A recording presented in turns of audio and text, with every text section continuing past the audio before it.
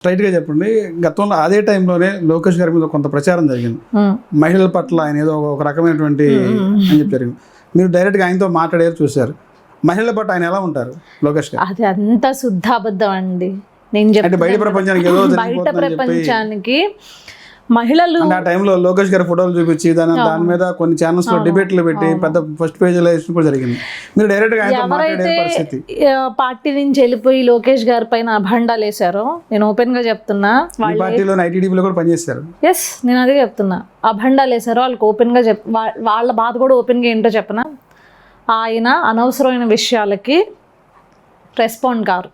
First of all అనవసరమైన విషయాలకి time ఇవ్వరు. వీళ్ళకి ఏంటంటే ఎప్పటికప్పుడు వీళ్ళు ఎన్నిసార్లు కలిసినా ఆయన కలవాలి, ఎన్నిసార్లు మీటింగ్ ఇచ్చిన ప్రతిసారి ఆయన అవైలబుల్గా ఉంటే వీళ్ళకి ఏం మాట్లాడతారు. వీళ్ళు ఏం దేశ రాజకీయాలు మార్చే స్థాయిలో ఇప్పుడు నేనైనా ఉన్నానండి. రాష్ట్ర రాజకీయాలు కూడా మనం మార్చలేము. ఎంతవరకు మార్చగలం? పార్టీకి సంబంధించి ఏమున్నాయో కార్యక్రమాలు అవి జనాల్లోకి తీసుకెళ్ళడమో, పార్టీ ఏ పనులు చేసిందో, ప్రభుత్వంగా ఏ పనులు చేసిందో అవి తీసుకెళ్ళడం వరకే. కానీ వీళ్ళు సలహాలు సూచనలు ఇద్దాం అనుకుంటారో ఏమో నాకు అర్థం కాదు. కానీ అపాయింట్మెంట్ల కోసం అడుగుతారు. ఆయన టైం వేస్ట్. ఆయన తెలుసు ఆయనకి ఇది టైం వేస్ట్ అవ్వరు అని చెప్పి అపాయింట్మెంట్ ఇవ్వరు. ఆ అపాయింట్మెంట్ ఇవ్వని కారణంగా వీళ్ళు అలుగుతారంతే తప్పించి ఆడపిల్లల పైన కావచ్చు, మహిళల పైన ఎవరైతే టీడీపీ పార్టీలో వర్క్ చేస్తున్నారో one of the safest party అండి. ఎక్కడా కూడా కొంచెం కూడా ఈవెన్ ద ఫొటోస్ ఇచ్చే విషయంలో కూడా ఆడపిల్లలు కనుక అక్కడ గ్రూప్గా ఉండి ఫొటోస్ కోసం వెయిట్ చేస్తే ముందు వాళ్ళకి ఇచ్చేసి ఉండనివ్వరండి, జనాల్లో ఉండనివ్వరు. వాళ్ళని పంపించేసిన తర్వాత అబ్బాయిలకి ఇస్తూ ఉంటారు. అంత ఆలోచించే పార్టీ. ఈవెన్ లోకేష్ గారు రూమ్లోకి వెళ్ళాలన్నా డెఫినెట్లీ ఆయన పిఏ అక్కడ ఉంటారు. లేకపోతే వీళ్ళు ఎవరైతే లేడీస్ వచ్చారో వాళ్ళ తరపున లీడర్ ఒకరితో వాళ్ళతో పాటు ఎవరో ఒకరిని పెట్టుకునే లోపలికి తీసుకెళ్తారు. కానీ ఒక్కరినే ఎప్పుడు లోపలికి తీసుకుని వాళ్ళ సమస్యలను కూడా ఆయన వినరు అలాగా. సో ఊరికే ఏంటి అంటే ఇది ఒక ఫ్యాంటసీ అన్నమాట, బయట ప్రపంచానికి ఏదో జరిగిందని చూపించడం తప్పించి. ఒకటే అండి, ఆయన అపాయింట్మెంట్ ఇవ్వరు పనికి మళ్ళీ విషయాలకి, లేకపోతే వేరే వాళ్ళు ఎవరిపైన ఆయన కంప్లైంట్లు చేయడానికి, ఈ చెత్త వినడానికి ఆయనకు టైం లేదు. ఆయన స్థాయి అది కాదు. ఊరికి ఇలాంటి వాటికి కూడా మేము వెళ్ళిపోతాం అనుకునే వాళ్ళు ఈరోజు బయటకు వచ్చి ఆయన పైన ఏడ్చారు. అది నాకు తెలుసు, పార్టీలో వాళ్ళకు కూడా తెలుసు, వాళ్ళ మనస్సాక్షి కూడా తెలుసు. అంటే ఇప్పుడు లోకేష్ గారు యువకాలం పాదయాత్రకు ముందు ఎలా ఉన్నారు, పాదయాత్ర అయిన తర్వాత ఇప్పుడు గవర్నమెంట్ వచ్చిన తర్వాత ఎలా ఉన్నారు, అప్పటికిప్పుడు ఎలా ఉన్నారు, అప్పుడు ఎలా ఉన్నారు, ఇప్పుడు ఎలా ఉన్నారు? ఒకే ఆ టైంలో ఏంటంటే లోకేష్ గారి మీద ఒక ట్యాగ్ కూడా వేశారు. అవును, ఒకే లోకేష్. మనం చూసే చూపు మారింది అంతే. ఎందుకంటే ఒక ముద్ర వేశారు, నడవగలడా అన్ని కిలోమీటర్లు అన్నారు, నడిచి చూపించాడు. మనం చూసే చూపు అమ్మా నడవగలడు లోకేష్, అసలు ఈ మనిషి మొండోడు అని. ఆయనకు మొండితనం ముందు నుంచి ఉంది, నడవగలడు అని చెప్పేసి.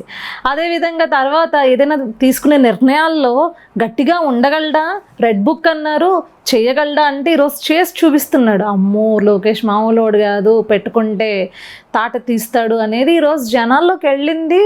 తప్పు చేసిన నాయకుల్లోకి కూడా, వైసీపీ నాయకుల్లోకి వెళ్ళింది, అధికారులకు కూడా వెళ్ళింది. తప్పు చేస్తే మనల్ని వదలరు, ఎంత స్థాయిలో ఉన్నా తాట తీస్తారు అనేది వెళ్ళింది. ఈరోజు మనం చూసే చూపు మారింది. కానీ ఆయన పైన వేసిన ముద్ర మెల్లగా మాయమైపోతుందండి. ఆయన ఏం మారలేదు, ఆయన అదే లోకేష్ అలానే ఉన్నాడు. కాకపోతే ఈరోజు ఆయన ప్రపంచానికి చూపించుకునే పరిస్థితులు ఉన్నాయి కాబట్టి ఈరోజు మనందరం చూస్తున్నాం. కాబట్టి ఇది లోకేష్ అంటే అని చెప్పి ఈరోజు మనం అర్థం చేసుకోవాలి. రాష్ట్రంలో రెడ్ బుక్ పరిపాలన నడుస్తుంది. రెడ్ బుక్ పేరుతో లోకేష్ అంతా జనాలను భయపెడుతున్నాడు, వైసీపీ వాళ్ళని భయపెడుతుందని చెప్పి అంటారు. నిజంగా రెడ్ బుక్ పరిపాలన నడుస్తుందంటారా రాష్ట్రంలో? ఎందుకంటే వైసీపీ వాళ్ళకి రాష్ట్రంలో రావణ కాష్టం అని చెప్పి ఒక రోజా గాని శ్యామలా చెప్తారు. అదే అంటున్నా, నా ఫ్రెండ్స్ రోజా గాని శ్యామలాగా చెప్తారు. నా ఫ్రెండ్స్ కాదండి వాళ్ళు, నా స్వీట్ ఎనిమీస్ వాళ్ళు. సో ఏమంటారంటే తరచూ వాళ్ళు రాగానే మీరు వస్తారు, మీరు రాగానే వాళ్ళు వస్తారు కదా. అవునవును. అసలు ఎందుకు భయం అంట, నేను అదంటున్నా.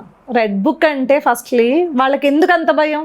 రెడ్ బుక్ అనేది నేను తప్పైనా చేశారా, అవినీతి చేశారా, అక్రమాలు చేశారు కదా. రెడ్ బుక్ దేనికి? లోకేష్ గారు ఏమని చెప్తున్నారు? తప్పు చేసిన వాళ్ళకి రెడ్ బుక్, అవినీతి చేసిన వాళ్ళకి రెడ్ బుక్, అక్రమాలు చేసిన వాళ్ళకి రెడ్ బుక్. అవునా కదా? ఎవరైతే అధికారులు పొలిటికల్ ఎజెండా తోటి వాళ్ళకి నాయకులకి దాసోహం అంటూ పనిచేశారో వాళ్ళకి రెడ్ బుక్. ఆ సెక్షన్లో మీ పేరు లేకపోతే మీకెందుకు భయం రెడ్ బుక్ గురించి? అందులో ఎవరున్నారో వాళ్ళందరికీ తాట తీయడం అయితే జరుగుతుంది. మీరు ఆ పేర్లు మీకు ఆ రెడ్ బుక్లో చోటు మీకు ఉంది అనుకుంటే భయపడండి. గతంలో వైఎస్ఆర్సీపీ పార్టీలో ఉన్నటువంటి మాజీ మంత్రులు నోటికి ఒక హద్దు అదుపు లేకుండా మాట్లాడిన పరిస్థితి. అవును, మంత్రులు కానీ ఎమ్మెల్యేలు కానీ. అటువంటి వారిపైన ఈరోజు ఏమన్నా అధికారంగా వచ్చారు, మన యాక్షన్ ఉంటుందంటారా? ఎందుకు ఉండదండి? లేదంటే మీరు మేము బాయ్ నేను అసలు అందులో వదిలేసే ప్రసక్తే లేదు. నోటికి అదుపు లేకుండా రాజకీయాల్ని మురికి కూపం కింద చేసి బూతుల కూపం కింద మార్చేసిన ఏ నాయకుడిని వదిలే ప్రసక్తే లేదు. భయపడుతున్నారు, భయపడి హైకోర్టులకు పరిగెడుతున్నారు. ఈరోజు సజ్జల రామకృష్ణారెడ్డి కొడుకు ఏమయ్యాడు, భార్గవ రెడ్డి హైకోర్టుకి సుప్రీంకోర్టుకి తిరిగి నన్ను ముందస్తుగా బెయిల్ ఇవ్వండి, నాకు అరెస్టులు చేయకండి అని చెప్పి పాపం చట్టాల్లో ఎక్కడో ఒక చోట వాళ్ళకు కూడా కొన్ని లూప్స్ ఉన్నాయి కదా, వాడుకుంటున్నారు, లూప్ లైన్స్ ఎత్తుక్కుంటున్నారు, పరిగెడుతున్నారు. నిజం చెప్పాలంటే ఎవరినూ వదలట్లేదు. డెఫినెట్లీ పరిగెట్టిస్తున్నాం. తప్పు చేసిన వాళ్ళందరూ పరిగెడుతున్నారు ఈరోజు. ఎవరిని వదిలే ప్రసక్తే లేదు. ఆ రోజు అధికార పక్షంలో రెచ్చిపోయిన కొడాలి నాని ఏమైపోయాడు, మాట్లాడుతున్నాడా బయటకు వచ్చి? ఇప్పుడు పెట్టమని ప్రెస్ మీట్ చాలా మర్యాదగా చంద్రబాబు నాయుడు గారు అంటున్నాడు. మొన్న కూడా మాట్లాడలేని అంబటి రాంబాబు మాట్లాడుతున్నాడా బయటకు వచ్చి బూతులు? వల్లభనేని వంశీ మాట్లాడుతున్నాడా బూతులు? మాట్లాడలేకపోతున్నారు కదా వీళ్ళందరూ. ఎందుకు? భయం నేర్పించిందండి.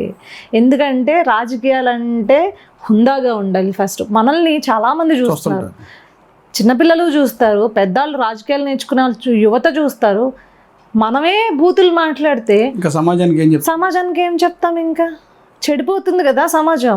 ఈరోజు అది కరెక్ట్ చేసే పరిస్థితిలో ఉంది. అందుకే మీకు చూస్తున్నట్లయితే ఏ రోజు వైసీపీ సోషల్ మీడియాలో మీరు చూసుకుంటే జరగలేని పని రోజు తెలుగుదేశం పార్టీ కూటమి ప్రభుత్వం మంచి పై స్థాయిలో చేస్తుంది. ఎవరైతే హీరోయిన్స్ ఉన్నారో, ఎవరైతే బాధ్యతాయుతమైన పదవుల్లో ఉన్నారో వాళ్ళందరినీ ఈరోజు any profession, even though it's in cricket or లేకపోతే ఏ ప్రొఫెషన్లో ఉన్న వాళ్ళైనా ఈరోజు బయటకు తీసుకొచ్చి బాధ్యతాయుతంగా కమెంట్ చేయండి, బాధ్యతాయుతంగా పోస్ట్ చేయండి.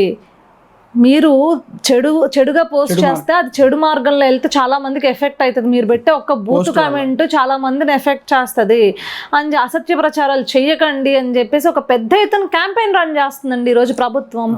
ఎందుకంటే సమాజాన్ని మార్చాలి అనుకున్నప్పుడు ఇలాంటి వినూత్నమైన కార్యక్రమాలు బయటకు వస్తాయి. కానీ ఎక్కడ మీరు వైసీపీ ప్రభుత్వంలో అది చూసుంటారు. మీరు ఇంకా తిట్టండి. జగన్మోహన్ రెడ్డి పక్క నుండి ఆ జోగి రమేష్ తిడుతుంటే శబాష్ బాగా తిట్టావు అని చెప్పేసి తిట్టండి అని చెప్పేసి లీడర్లందరికీ మీరు తిట్టండి అని ఇన్ఫార్మ్ చేయడం కానీ ఇట్లాంటి లేక్ పనులన్నీ చేస్తారు. రాజకీయ పార్టీలు ఎక్కువగా తిట్టే వాళ్ళకి పదవులు ఇస్తారు. టీడీపీకి అదే పరిస్థితి అంటారా? ఎక్కడుందని చెప్పండి. ముందు జనరల్గా చెప్పనా మీకు, టీడీపీ పార్టీలో వాళ్ళెవరో మనల్ని తిట్టారని ఒక చిన్న బిట్ క్రాస్ చేసి మనకు కోపం వచ్చి ఉద్రేకంతో ఎవరైనా తిట్టి ఒక వీడియో వదిలేమనుకోండి, ఇమీడియట్గా మాకు పార్టీ ఆఫీస్ నుంచి ఫోన్ తీయండి, డిలీట్ చేయండి, ఇది తప్పు అని లిటరల్లీ వస్తుందండి. I have faced it. నేను చేసా ఒకసారి అలాంటిది.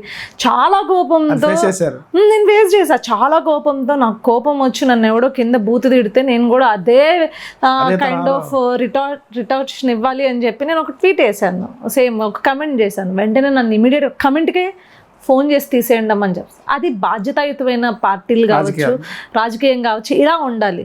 అంతేగాని జగన్మోహన్ రెడ్డికి ఏంటి అంటే సొంత తల్లిని తిట్టినా ఫరక్ పడదు, సొంత చెల్లిని తిట్టినా లెక్క ఉండదు, ఆఖరికి సొంత భార్యని బిడ్డలను కూడా తనకు రాజకీయంగా కనుక ఒకవేళ నిజం చెప్పాలి అంటే తిట్టించుకుంటే నా రాజకీయానికి దోహదపడుతుంది ఇది అనుకుంటే తిట్టించుకుంటాడు. ఎస్, డెఫినెట్లీ జగన్మోహన్ రెడ్డి డెఫినెట్గా దిగజారుతాడు. స్వయంగా చెల్లిని తల్లిని తిట్టించాడు కదండి.